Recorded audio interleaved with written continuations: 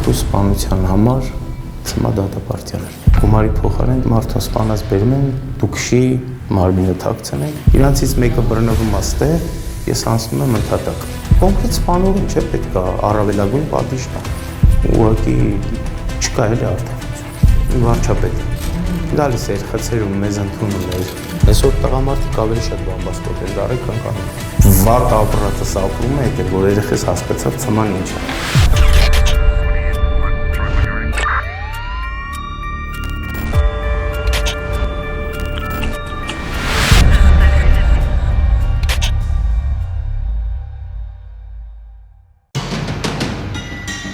Ամերիկահայ գործարար Նազարեթ Հակոբ Բերբերյանի սպանության մեջ մեղադրվող 1982 թվականի ծնված Գևորգ Բադալյանն է, 15 տարի բանտում։ Լիլ Նար ՓԲ-ի տնօրեն։ ԱՄՆ քաղաքացի Նազարեթ Բերբերյանը 2009 թվականի ապրիլի 25-ի երեկոյան դուրս էր եկել իր տանից եւ այլևս չէր վերադարձել։ Նրա Toyota Magnus Jeep ավտոմեքենան հայտնաբերվել էր Զվարթնոց օդանավականի ավտոկանգառում։ Ավելի ուշ մոտ 20 օր անց Երևան-Սևան մայրուղու 25.5 կիլոմետր հատվածում Ճամփեզրի ձորակում իրավապահները հայտնաբերել էին գործարարի դին։ Սպանությունը կատարվել էր խեղդամահանելու եւ կետամին դեղամիջոց ներարկելու միջոցով։ Անօտև հանցագործները հենց Բերբերյանի Jeep ավտոմեքենայով դիակը տեղափոխել էին Երևան-Սևան Ճամփեզրի ձորակ, իսկ մեքենան ըստ նախաքննական մամլի Գևորգ Բադալյանը տարել էր օդանավակայան, տպավորություն ստեղծելով իբր Բերբերյանը մեկնել է արտերկիր։ Դատավոր մնացական Մարտիրոսյանը Պետրոս Թեմինյանի եւ Կարեն Դալաքյանին մեղավոր էր ճանաչել նրանում, որ վերջիններս իբրև կազմակերպած խումբ Բերբերյանին սպանել են շահադիտական դրդումներով, ավազակությամբ նրա առանձնապես խոշոր չափերով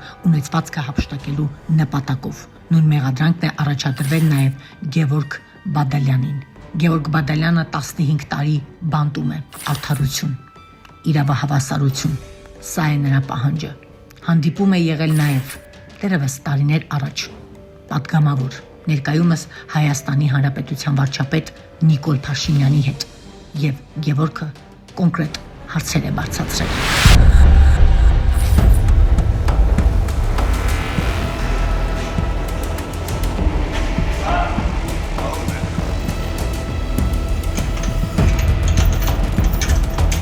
Մեկ հոգու սպանության համար ծմա դատապարտյալ է։ 2009 թվականին է դեպքը եղել, մենք 3 հանցակիցներով ենք, իրանք երկուսը բռնվել են, ես 2 տարի ուշ եմ փախած էի։ Քանի տարի։ Հետախուզման մեջ էի։ Դեպքի ժամանակ 27։ Գնացել ենք գողություն անելու 3 ընկերով, բարձրանում են գողություն անելու փոխարենը դուժողոտումն ա լինում, իրան սպանում, բերում դնում են մեքենա, ես վարել եմ մեքենա։ Դուք ընդհանրապես մեքենա վարում եք։ 3-ը դե ծմադատա։ Այո։ Իրենք նույն բանը տեսել։ Արմավիրում են։ Ես էլ էի արմավիրում, օգոստոսին եմ եկել տեղափոխվել ստե։ Իսկ ինչով եք պայմանավորված տեղափոխությունս։ Դե հիմնարկի էլեկտրիկն էի։ Աշխատում էի։ Ստե ավելի հարմար է ինձ։ Ծննդով որտեղից եք։ Երևանից եմ։ Ուրեմն այս սենյակում երկուշաբթի օրն ենք սկսել գործը։ Ընդհանուր 6-7 հոգով աշխատում ենք։ Պոլից սկսած մինչև առաստաղը, հատակից առաստաղ ամբողջությամբ զրոյական սարքել ենք ու նոր վերանորոգում ենք, պայմանները ստեղծում ենք, խցային պայմաններ ասա լինելու, խուցա լինելու։ Ակուրատնի մարդիկ իրանց կալանքը կրեն, տաստվա չուտ ազատվեն, չվայելեն։ Տեսեք, 2009 թվականներ այդ ժամանակները, կհիշեք, մարտի 1, հետո խնդիրներ, հետո համաշխարհային ճգնաժամներ։ Ես մի քիչ խնդիրներ ունեցա ֆինանսական, ընտանիք երեխաներ ունեմ։ Քանի երեխա։ 2, արդեն ուսանող են։ Նպատակը գողություն, Ես հետո հանգամանքներն էին այդպես դասավորվել, որ տանը մարդիկ։ մի քիչ ֆինանսական պատմությունների մեջ էի հայտնվել բանկերի հետ կապված։ Իմ հետի տղաներից մեկին եմ ես ճանաչել, մյուսին չեմ ճանաչել։ Իսկ գիտեք ում տուն եք մտնում։ Հա, մեզնից մեկի մոտ ընկերները։ Գործարար Նազարեթ Բերբերյանի գործն է մերը։ 2009 թվականի մայրոթի Ամիրյան փողոցի այդ գործն է մերը։ Երեկոյան ժամեր պայմանավորվածությունը նենց էր, որ կրկնօրինակ ուներ կոնկրետ դուժողի ընկերը, մեր հանցակիցը։ բանալի կրկնօրինակ ուներ, պետք է մտներ տուն, գումար կար տունը, կանխիկ։ Վերցնել դուրս գար ու անհետանայինք։ Իրանք որ բարձրանում են վերև, գումար բերելու, ես մեքենայի մեջ եմ լինում, Բաքում։ Գալիս են գումարի փոխարեն չեմ էլ տենում ինչ են իջացնում, մեքենա դնում։ Մի խոսքով այդ մարդուն սպանած բերում են, դու քշի, տանենք մարմինը թաքցնենք, դու ոչ իմանի հետ կապ չունես։ Մի խոսքով դե այդ պահին մի քիչ այդ ընկերական ուրիշ մտածելակերպը, որ դե լավ հիմա փորձանքն ենք ընկել, վախը մի քիչ չհասկանալ այդ պահին ինչ կատարվեց, մի խոսքով մեքենան քշում եմ Չարենցավանի ճանապարհին, Չայնի բոլորաններին, իրանք իջացնում են, ես մեքենան տանում այրոպորտի օդանավակայանին անվճար պարկովք են թողում եմ ու ընդհանրապես չեմ մասնակցում իրանց հետ ոչ մի բանի, իրանք այդ մարդու քարտերով վերցնում ջիանը ոսկու խանութից ոսկի են գնում, առնում, սա ֆիքսվել է էլի կամերաներով այդ գործի մեջ կա։ Գնում են սուպերմարկետներից Հենեսի կոնյակ, մոնյակ, մի խոսքով, այն մեկը գնում է Մոսկվա, որ փորձի կանխի կասնի այդ մարդու քարտերը։ Ես ընդհանրապես հենց այդ դեպքի օրվանից հետո կապ չունեմ, էլ չեմ շփվում իրանց հետ։ Իրանցից մեկը բռնվում է ստեղ, ես անցնում եմ ընդհատակ։ Դիմում եմ փախուստ։ 2 տարի։ 2009 թիվ Ալիկ Սարգսյան ոստիկանապետ։ Լենինին էլ սպանած չլնեին, այդ էլ բարձր, ասել գնա։ Գևորգ զղջում եք։ Իհարկե։ Ամեն օր։ Գիտեմ շատ հարցերում հենց դուք եք օգնել, որոշ ցմադատապարտիալները, որ այսօր ազատության մեջ են, դուք ձեր բարձրաձայնածովա տեղյակ են։ Մի բան կխնդրեմ այսօրվա իշխանություններից Վահավանին էլ հետը։ Եթե օրենք իրավահավասարություն կա մեր երկրում 2018-ից հետո ես ինչ որ տենց Սարգսի ծածկադմփոս չեմ տեսել համենայն դեպս կալանքի մեջ, որովհետև նենց չի որ փակի տակ եմ եղել, տեղյակ չեմ եղել։ Լավ կլիներ գոնե մեզ էլ մի հատ նկատեին, հիշեին, եթե բարդ բան չկա։ Մի հոգու սպանություններով 53 հոգի, 51 հոգի ծմա դատապարտյալ։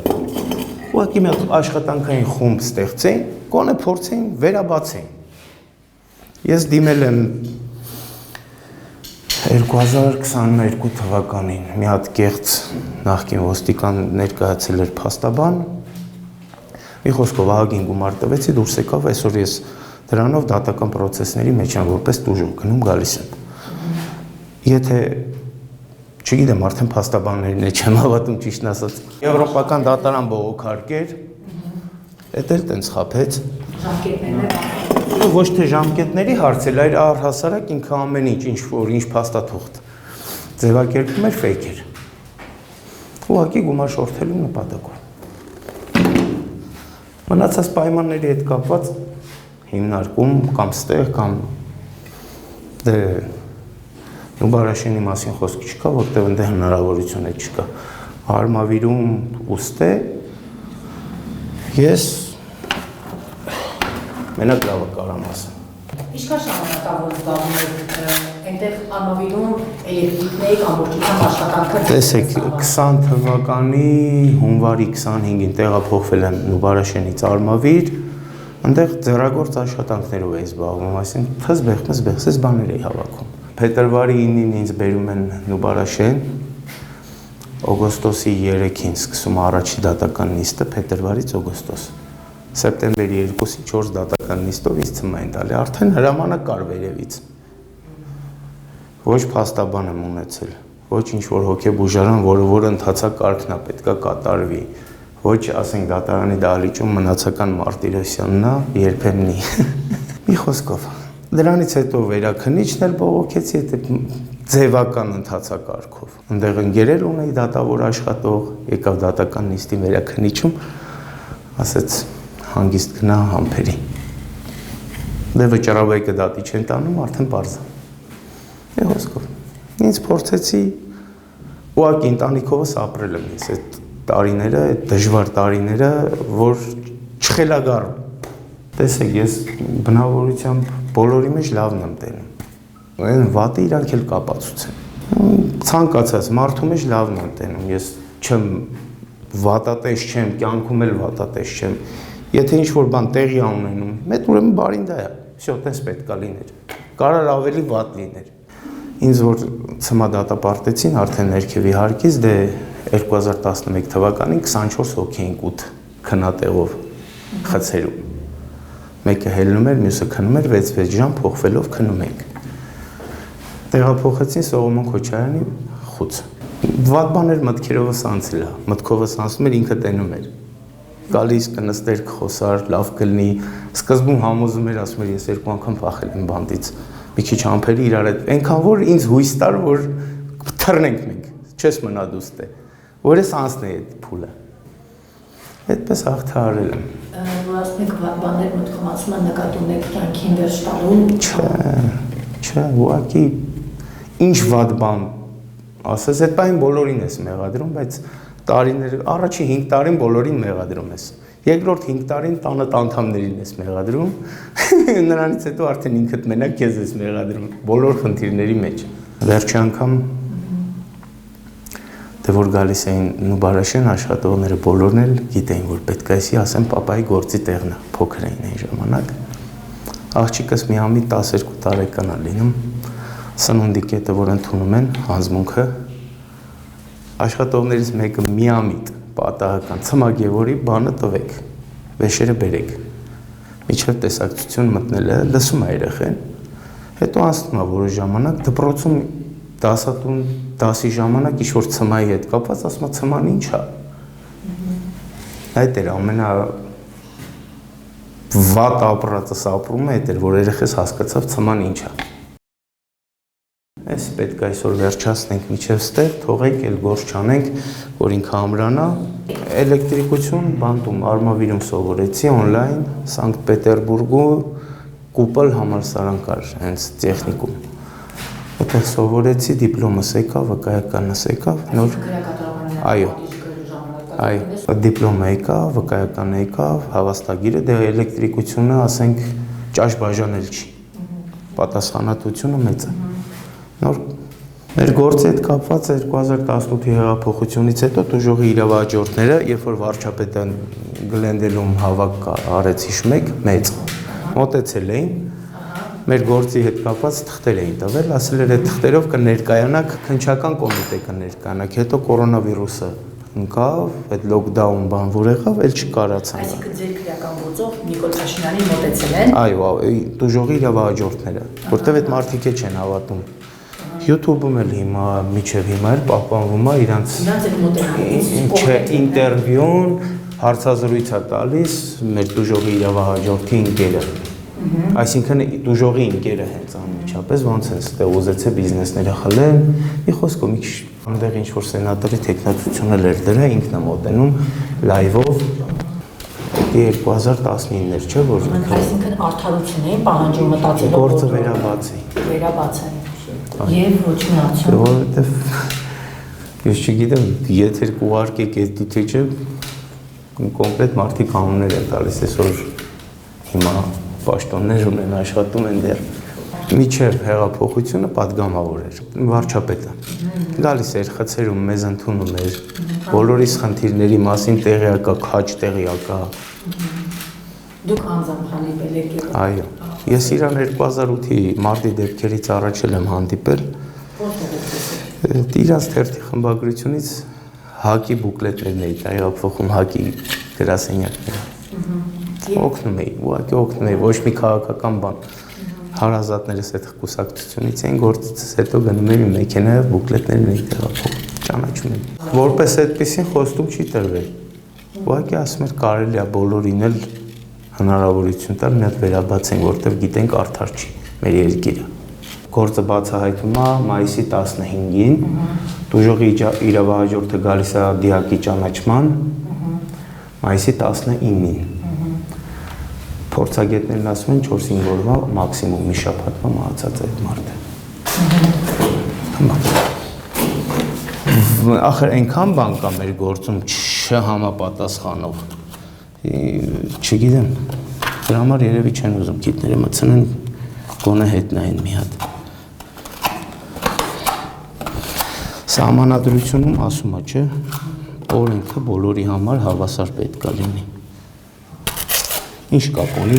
ասենք դուժող նովա կամ հանցագործ նովա։ Հիմա ես քանի հատ գործ մեջ բերեմ, որ մեզանից դաժան ավելի փիս գործեր ա եղել մեր գործի հետ կապված ու մարդիկ տարիներով են դատապարտված։ Ամենամեծ բանը, որ բանտոց ստվեց Գևորգ դա որն էր։ Չգիտեմ, լավ իմաստով համբերություն։ Շատ անհամբեր կյանքում միշտ վռազ մեքենա վարելուց էլ բոլորն էդ էին ասում, ասում են վրոդի ոչ մի գործ չունես, քեզ վռազ։ Իսկ ամենավատը։ Վատը։ Որ մի բուր ազգենք իրար անուն ենք կպցան։ Այստեղ էլ կա դա։ Ոյ, այդ որտեղ չկա։ Դա դպրոցից տենց գալիս է։ Ստե ինչ կապ ունի։ Իրար հետ նստում են սեղան, հենց սեղանից դուրս են գալի, իրար հետևից բամբասում են։ Այսօր տղամարդիկ ավելի շատ բամբասկոտ են դարի, քան կանայք։ Վարչապետին դիմել եմ, դե այն մեկին չէ, որտեվ անիմաստ էր, որտեվ գիտենք։ Ինչ է կարծում հնարավոր կլինի դուրսվալուց հետո ապրել, ուղղակի շարունակել ապրել։ Ես ստել եմ շարունակում ապրել։ Ինչ տարբերություն։ Մի քիչ հումորով էի ասում էի, ամեն ինչ ունենք այսօր, պայմաններն են ցած ստեղծած, մենակ ավտո չենք քշում։ Բոլորին այդ հումորով տենց կիսա հումոր ասում էի։ Երեխաներից տենում եմ, ընտանիքից տենում եմ, ճիշտ է ֆիզիկապես կողքները չեմ, բայց աշխատում եմ, ինչով կարում եմ, ես իրանց օգտակար եմ լինում։ Աղջիկս մյուս ամիս կդառնա 20 տարեկան, տղաս 19։ Ու իրենց մեծանալը չեք տեսել։ Ոչ։ Ես իմ տղային միշտ ասել եմ, ինքը 4 տարեկանից բասկետբոլ ու ուսում։ Շատ տղաս ավելի լավ է սովորում, քան աղջիկս։ Ինքը իր մոտ մի հատ սկզբունք կար։ Կինս զոքանչես, կինս անգլերենի մանկավարժա, զոքանչես ամբողջ կյանքը մանկավարժ են եղել։ Նույնն էլ իր տատիկը։ Երեխեքիս իրանք են մեծացրել, մամաս, եղբայրս, քույրս, բայց հիմնական ֆունդամենտը տատիկն է դրել։ Մորական տատը երեխեքի իրանց մոտ միշտ եղել է հաց ուտելուց առաջ դասաները, նոր հաց ուտելը ու մնացած բոլոր հաճույքները։ Այսինքն ձեր համար Ես հիմա երիտասարդներին մենակ մի բան կասեմ, մի քիչ իրար հետ զիջող լինեն, ներողամիտ լինեն, որտեղ հիմա նայում եմ սրտիցս արունակ ատում, երեխոս թա երեխեքս դե գալիս են, մեկ էլ ասում են ձյաձ վատ եմ զգում, ես գիտեմ հələ 27 եմ։ Հայրս 92-ին հադրութից բերին ոտնաթաթերը կտրված։ Ես 10 տարեկանից դպրոցի փոխարեն գումի շուկայում առևտուր եմ արել։ Մամային եմ օգնել, որ հաղթահարենք 90-ականները։ Քույրս բիզնես 5 տարի փոքր, եղբայրս 3 տարի փոքր։ Մինչև 2011 թիվը հայրս ես անկողնում պարկած չեմ տեսել։ Միշտ նստած էր, որտեղ ոտի վերքերը չէր փակվում։ Գանգրենայի մյուս տեսակներ։ Պատերազմի ժամանակ դու գրություն գրեցիք գնայիք։ Առաջինը ես բան եմ եղել կամանդիր առուձյա, հրանոթի հրամանատար։ Այն սկզբում մասնագետ եմ էլի։ Առաջիններից մեկն էի արմավիրում գրեցինք։ Չէ, ոչ մեկի։ Ոչ մի ծմայ։ Вообще առհասարակ ոչ մի կալանավորի չտարան։ Ներում շնորհեցին կամ վաղաժամկետ կիրառեցին, որ գնացին սահման այդ մարդիկ, ոչ թե ինչ որ համատարած դիմում գրողներին տա, տենց չի եղել։ Պահանջ չունեմ, որպես այդպեսին, նենց չի որ ես ինչ բարեգործություն եմ արել, մի հատ է պահանջը։ Չէ։ Խնդրեմ, եթե օրենքը բոլորին հավասար է, իրավահավասարությունը մեր երկրում գործի, բայց չմոռանան էլի, որ 18-ից առաջել են մարդիկ անտեղի դատվել, որովհետև հեղափոխության հիմնական պատճառը եղել է անարդարությունը, ժողովուրդը հավաքվեցին անարդարության պատճառով։ Մենք մտածում ենք, ուրախացել ենք, ասում ենք լավ է։ Դու կարծում եք, որ անարդար են վարվեց այս ծմատարով։ Լավ արարք տեղի չի ունեցել, բայց իրավահավասարությունը պետք է գործի։ Եթե համաչափ լիներ, ես շնորհակալ կլինեի։ Եթե տարիի մեջ մի 5 տարի ինձ ավել տային։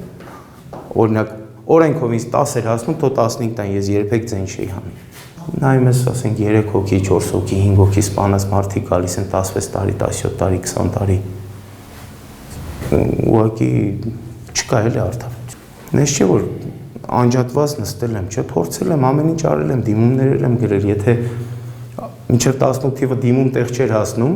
18-ից հետո էլ հասնում էր։ Անձամբ վարչապետին էլ են հարազատներս տվել կառավարության շենքի դիմաց։ 5 գործերը վերաբացեն, մենակ այդ կխնդրեմ։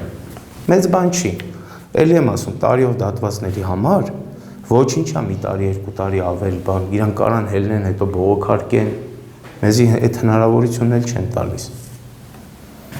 Մենք չենք էլ ուզում մեր պետությանը դատի տանք, ինչ-որ հարկատուների հաշվին, չգիտեմ, ես իմ փորձենք մեզի կազմակերպենք, չէ, ուղղակի խնդրում ենք թող, եթե մի հատ աշխատանքային խումբ ստեղծվի, այսօր 70 հոգի չեն մնացել ծմանները, բարդ գործ չի մի 6 ամսով, 6 հոգին կարան ուղղակի մի հատ աշկի զառնեն կտենան։ Տեղափոխությունից հետո մի հոգի ա ծմադատվել, Թելմանը, այն եզդիների թաղման ժամանակ։ Գերեզմանը։ Հա։ Եվ որ դուրս գաք առաջի բանը, որն է որ կանեք։ Ստեից։ Պատկերացնում եք, որ հենց դուրս գաք առաջին բանը։ Ես ես հիմնարկ գալուց հոգեբանների իմ հետ խոսացին, ես ասեցի, ստեից որ դուրս գամ առաջի բանը եռաբլուր գնալ։ Դեռ ես որ սենց նայում եմ ուղակի ես իրավաբան չլինելով, տեսնում եմ, որ դե լավ, եկեք տրամաբանորեն էլի, հենց կոնկրետ մեր գործը։ Սպանողը ասում է ես սպանել եմ, կազմակերպիչը ասում է ես կազմակերպել եմ, իրանք խոստովանում են, ինձ էլ մեկը գրում է ես իբր ոտքերն եմ բռնել դիմադրություն եմ կոտրել, մյուսը ասում է ինքը բնակարանում է եղել, բայց ոչ մի գործողություն չի արել։ Դա մարդը եթե 3 անգամ կարում է մահանա սաղանը, նոր բոլորիս կարան կոնկրետ սպանողին են, չէ՞ ծմադատապարտում։ Մարդը ոնց կարա 3 անգամ մահանա սաղանը։ Չեմ ասում լավ գործ է, լավ բան են կարել, չեմ ասում։ Կոնկրետ սպանողին չէ պետք է առավելագույն պատիժ տան։ Մնացածը դուրս են գալի օժանդակող։ Էդի որ իրավաբանը չլնես, պարզ է։